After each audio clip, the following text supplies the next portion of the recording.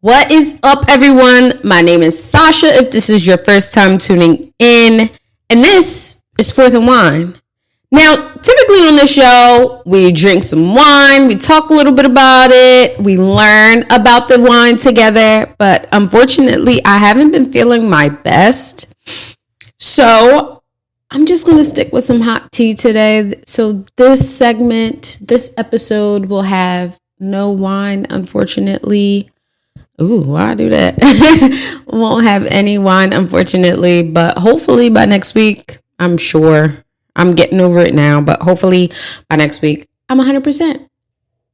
And we can keep sipping and talking. But keep listening. You are checking out Fourth and Wine.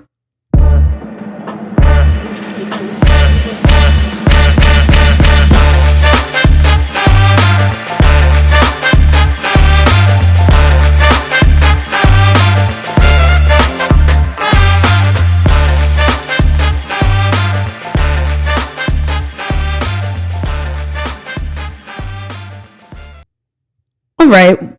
Thank you for tuning in again. Y'all already know what it is.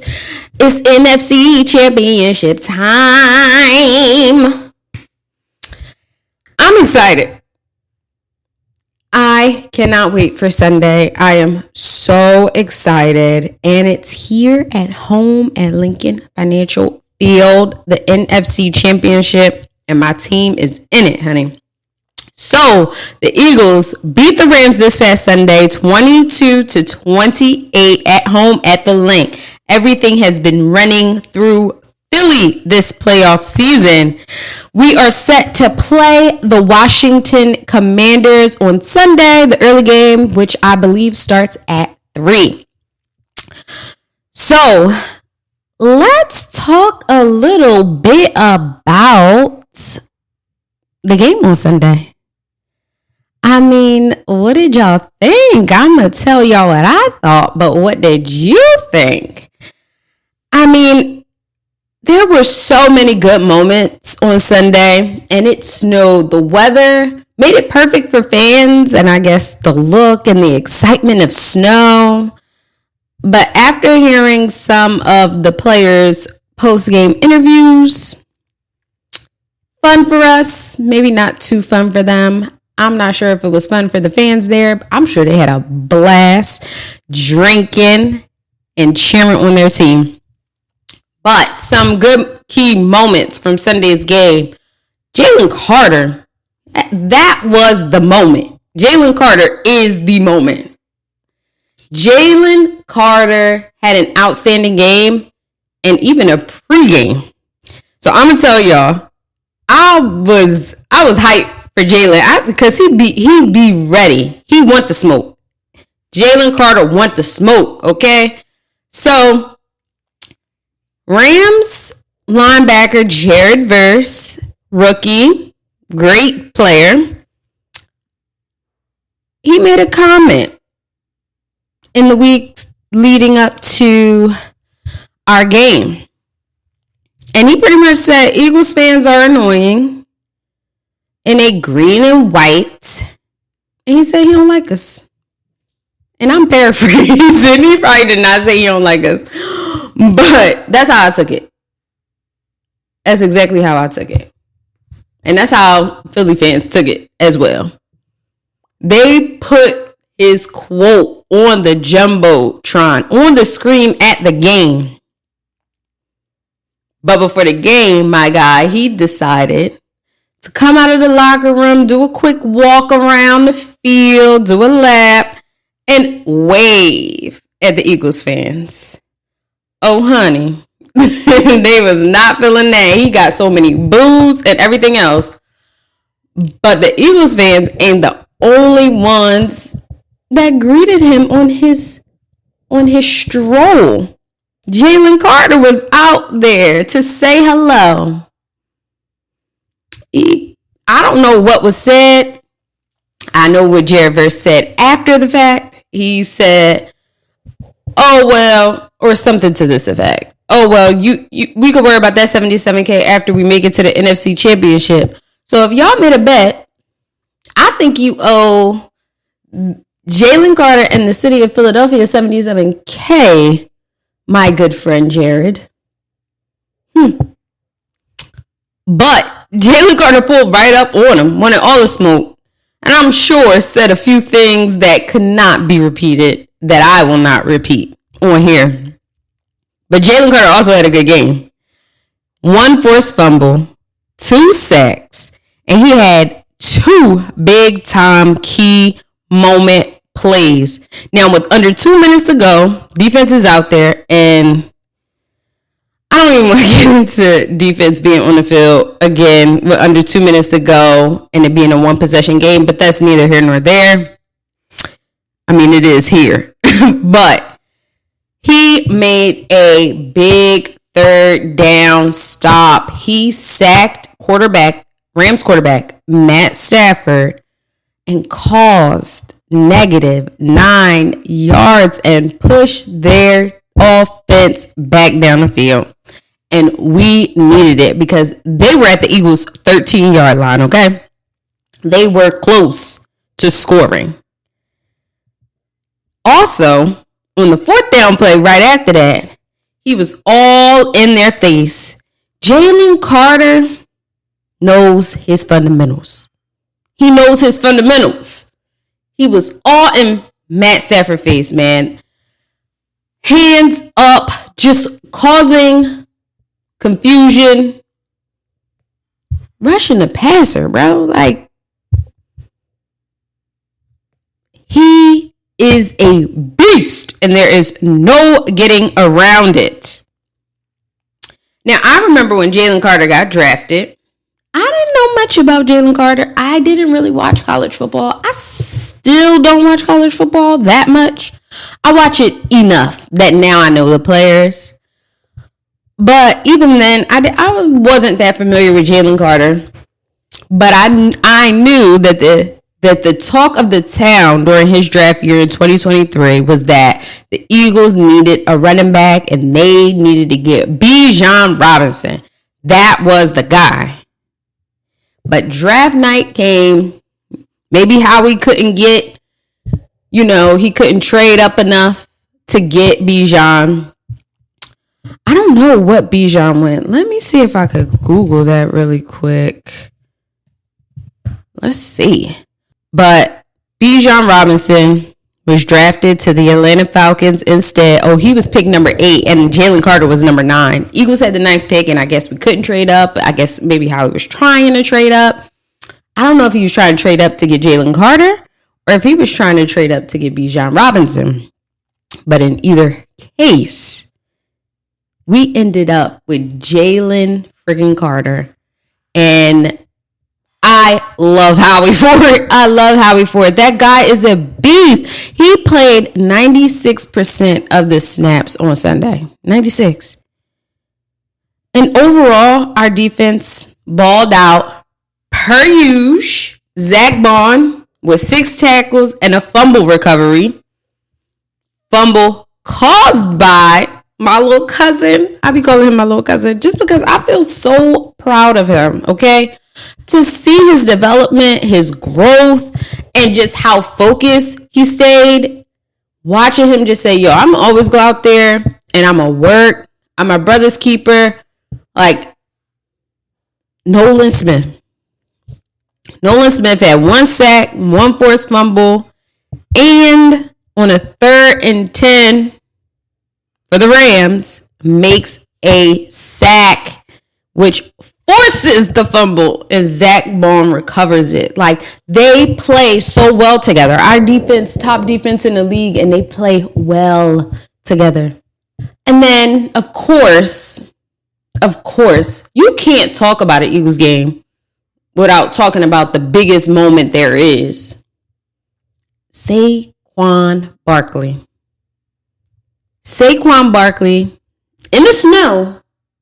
It was close. It was close to another shady game. In the snow, had 26 carries, 2 touchdowns, and rushed for over 200 yards. And both touchdowns were explosive. They were long rushing touchdowns. The first one was a 62-yarder. The second in the snow was for 78 yards. And the second one was on the first play of the drive of the fourth quarter, where the Eagles have 4 minutes and 22 seconds left. And first play, Jalen Hurts hands it off, and my guy has done field. Now, there are some things in this game that were concerning, and I'll say concerning loosely, because I'm not sure if it was due to weather that made some of these things concerning, or if it's something that we actually need to worry about. But ultimately in the playoffs, it don't matter how it looks. It doesn't matter how it looks as long as you winning the game. As long as you win. Our offensive line to start was a little shaky for me. They just seemed off in this game, which was strange. Like, Jared Verse was giving Jordan Mailata a very hard time on Sunday. And I'm not taking anything away from Jared Verse. Great rookie. And if he continues on this path, he's a steal for the Rams. He's a beast for the Rams. But he was giving Mailata a hard time on Sunday. Mekhi backed him with the huge penalty. Huge penalty for the illegal man downfield. Now, I'll be honest with you. I don't fully understand why that is a rule. Not that I don't understand what's happening, but I don't understand why illegal man downfield is such like a thing and a penalty. Like, you expect him to turn around and look behind him and be like, oh, all right, cool, we moving? All right. Like, it's fast paced. You just going. I don't get it. But there might be, I'm sure there's some reason to it. And then Lane Johnson on a tush push with the false start. And I was just like, Lane? Like, these things don't happen often with our offensive line. And as of late, they've been happening a little bit more frequently. This is Stoutland University. Like, this is a top offensive line in the league. So I'm confident that they can get it cleaned up. But it is nerve-wracking. And maybe it was the weather that threw them off. Another thing with this team that concerns me heading into the NFC Championship, or another thing that was concerning to me from Sunday's game, was in the fourth quarter, Saquon Barkley scored a touchdown, made it a 2-possession game. It's only 4 minutes left. So I thought the game would have been over. 2-possession game, defense just need to go out there and get a stop. We get the ball back, run the clock, we're good. That is not what happened. This defense couldn't stop Matt Stafford and this Rams offense. Defense allowed the Rams to get right back up the field and score a touchdown, making it a 1-possession game of 6 points. Then it became 22-28. A touchdown and a field goal, we lose the game. And I won't tell you, and I won't get too much into that 1 point that would have caused us to lose the game. We'll talk a little bit about that later. But we allowed them to get right up the field, and two of the Rams conversions were on Darius Slay. Slay. Now, he played a great game, considering I thought he was pretty banged up, especially after last game. I thought maybe he was suffering like with some aches and pains, and I feel like he has been a little bit all season. But the first conversion was 12 yards. Matt Stafford threw 12 yards to Rams wide receiver Jordan Whittington. I don't know if he was gassed or what, but I I just couldn't understand it. And then on the second conversion, it was the Puka Nacua, and I can't remember for how many yards that was. But I think the Eagles defense got a little gassed because this Rams offense ran 10 plays in under 2 minutes, 1 minute and 48 seconds to be exact. The Eagles work better when they're able to control the game. And they lost control quickly in the last few minutes. The coverages they were playing was soft. I was like, Vic, what you got your guys out here doing? And this defense has got to figure out how to play when they're up against an opposing offense that's running no huddles. They got to keep up the stamina. Milton Williams had to leave the game to take a breather. Now, Jalen Carter, like I said, played 96% of the snaps. Maybe they need to get on his regimen. But it was quick, and they could not keep up. So, Vic, I need you to come up with a plan to continue to control the game in the last few minutes, because this is not the first time that Eagles defense went out there, one possession game, under 3 minutes left, under 2 minutes left, and teams are pushing us down the field. And only interceptions and our amazing defense has saved the day, which, I mean, at the end of the day, cool, that's a win, but that is not good for my blood pressure, Eagles. And that's not going to continue to work as we get to the championship and try to make it to a Super Bowl. Like, that ain't going to work against these teams. Another thing I would say, I don't know if I'm like 100% concerned, but the passing offense. And it's more of not that we aren't throwing the ball enough, because this has been a topic for weeks. Jalen got to learn to pass. Jalen got to pass. Jalen got to pass. Okay. Ever since reporter asked what AJ Brown thought of this Eagles offense and what it needed, and he said passing, it's been no more good.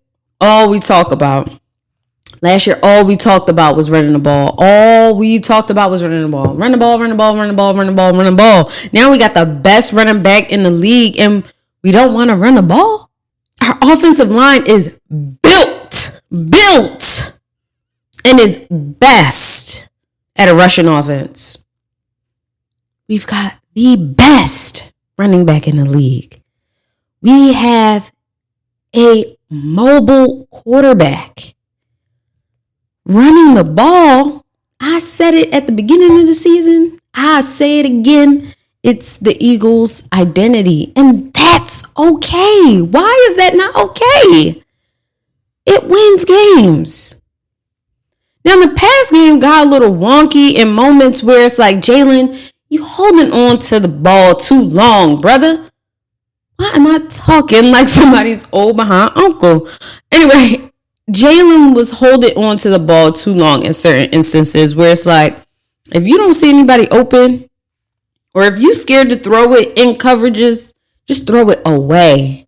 But I think, and this is purely my assumption, I think he feels like if he throws it away, it could cause a turnover or an interception. And maybe he'd rather take the sack. I wouldn't rather take the sack. That's painful, Jalen. That can cause injury. But I don't know. Like, why wouldn't he throw it away? You could throw it away. Now, this passing game, if we look at it from a numbers perspective, people want us to throw the ball more. They got to get the passing game together. This passing offense has got to get together. But let's look at this. Jalen Hurts threw for 128 yards, 75% completion rate on 20 attempts. And he threw for no touchdowns, but he had a big rushing touchdown in the beginning of the game. I think it was for 44 yards. But let's look at this. There were 3 passes that were dropped. Two to AJ Brown. AJ Brown had one. It was on 2nd down and 6, short right, in open field. but three defenders around him for about 8 yards or so, and he dropped the ball. On the next play, Jalen Hurts was sacked. He didn't get rid of the ball. Maybe he was nervous. Clearly, maybe the defense was reading their coverages a lot better on that drive. When you got three people around AJ or all headed towards AJ, your scheme is blown. Then another one was to Devontae Smith, a drop ball, which could have easily been a 40-yard gain. And unfortunately, it wasn't because Devontae dropped the ball. But not necessarily his fault. You know, it was a late hit. Flag was thrown. Penalty. We got the first down. But that was a missed opportunity. Another drop ball in Sunday's game was from A.J. Brown again. It was a deep ball for at least 50 yards. My guy was probably 5 to 10 yards away from the end zone. And that was at the end of the first half. In total, those three drop balls could have accounted for an extra 100 yards and at least one touchdown. So then we could look at Jalen's stats and say, oh, Jalen threw for 228 yards, one touchdown, one rushing touchdown, and then Jalen would have had a 90% completion rate. Like, that's insane, right? I would say that's a good passer. If I'm looking at the numbers, but they drop balls. Pause. And I've been hanging around my fiance too much. I just said that. Now, these drop balls could have been because of the weather, which likely the weather conditions, wet, snow, cold. I get it. And it's not easy. I don't know how to play football, and most of y'all don't either. But we talk about Jalen Hurts needing to improve his passing game, but we don't talk about anybody else trying to improve theirs. Every single quarterback outside of Jaden Daniels had the same kind of game this past weekend. Josh Allen threw for 127 yards. I said Jalen, 128. Josh Allen threw for 127 yards and a 72% completion rate. And that was on 22 attempts. 2 more than Jalen. Patrick Mahomes threw for 177, more than Jalen. 1 touchdown, 64% completion rate on 25 attempts. They all look the same this weekend. But yet, we sitting here talking about Jalen and his passing game. We can run the ball. We good at it. We got Saquon. We've got Jalen.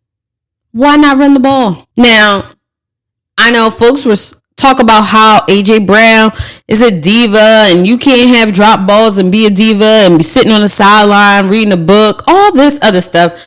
I don't know that man personally. I don't know if he's a diva or not. I've never heard his teammates call him a diva. His teammates say good things about him. My mom always taught me, my grandmama always taught me, if I don't have anything nice to say, I don't need to say anything at all. Now, I didn't always listen, but I don't think anyone would willingly come out and say, well, A.J. Brown is a great teammate. If he wasn't, they would just keep their mouth shut. The pass game is there. It's there. And it's good enough. And it's good enough to win. Now, we playing the Commanders on Sunday. Now, a few things that aren't going to be good enough to win up against this Commanders team. It ain't the pass game. That's not at the top of my list. It's not that. The play calling on third down. Our third down percentage this postseason is 30%. 30%. We are only converting 30% of the time on third down compared to all of our opponents this postseason who are converting at 44%. You got to move the ball. You got to convert on third down. You can't get into a situation where it's bubble screen to Devontae, and you get no yards. Because also, I hate those plays. I don't feel like getting a game, but that's a whole different topic. You can't do a pass, screen, and then on your third down, say, oh, well, it's 3rd and long. We are 3 and 17. Let's just run the ball. On a crucial drive, bro, that is not what we need to do. Now we need to pass. I think they think, oh, they in 3rd and long. They're going to pass it for sure. I think the Eagles offense thinks somehow they're outsmarting the other team's defense and saying, oh, they think we're going to pass because it's 3rd and 17. Watch this. I'm going to run it. And then they get a stop. It's 4th down. Time to punt the ball. Like, what are we doing here? What are we doing here? Think creative. Get more creative. Because the Commanders, they're not going to let us get away with not converting. Jaden Daniels will have a response for every time we can't convert. And honestly, if we can't convert on 3rd down and we have to have Jake Elliott come out to make those field goals, I'm not 100% confident we're going to get the extra points. I want to say take the points. Yeah, I want to say take the points. But with the way Jake Elliott has been playing, I'm not sure. Now, 2 other things. Actually, let's go back to that Jake Elliott thing. Jake Elliott's misses are troubling.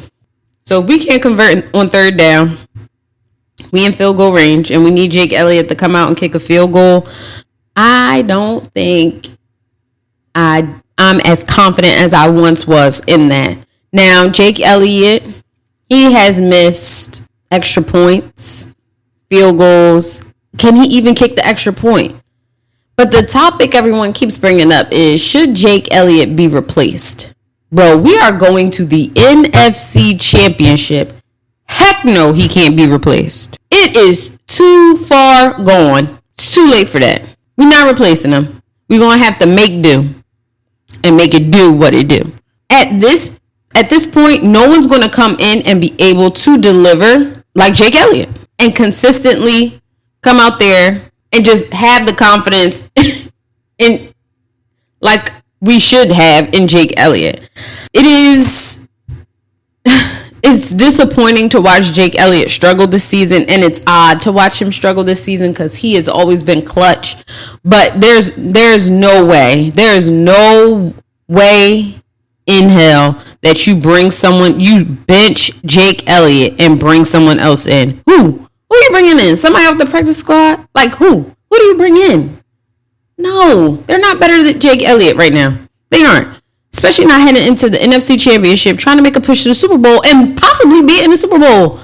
2 other things heading into next week that really trouble me heading into this Commanders game. 2 of the biggest elephants in the room. Jalen Hurts and Quinyon Mitchell injuries. Quinyon Q left the game in the first quarter after a shoulder hit against Matt Stafford, who's a big body guy. He winced and hurt his ribs, Matt Stafford did. But Quinyon left the game and actually didn't return. They said that it wasn't too serious, but I'm hoping that it truly isn't. They keep their injuries very hush hush, very close to the chest. Now, because if Quinyon's not in, that means Isaiah Rodgers has to come in. And don't get me wrong, Isaiah Rodgers has come up clutch every time he's come into the game with an interception or a big play. Sure. But he doesn't get as many reps as him. And as soon as Isaiah Rodgers comes in the game, they go right at him. And he's good, but he did not fight for the ball on Sunday. He could have had 2 interceptions instead of just the fumble recovery. And I used to say this about Quez, like, fight for the ball, bro. Fight for the ball. Now, he had 2 passes defended. He had the fumble recovery. So maybe he's got to get warmed up. But in the NFC Championship, and especially playing against these Commanders, it's no warming up time. You got to get out there and go. Jalen Hurts, his injury, that is huge. That is so concerning. I am so nervous.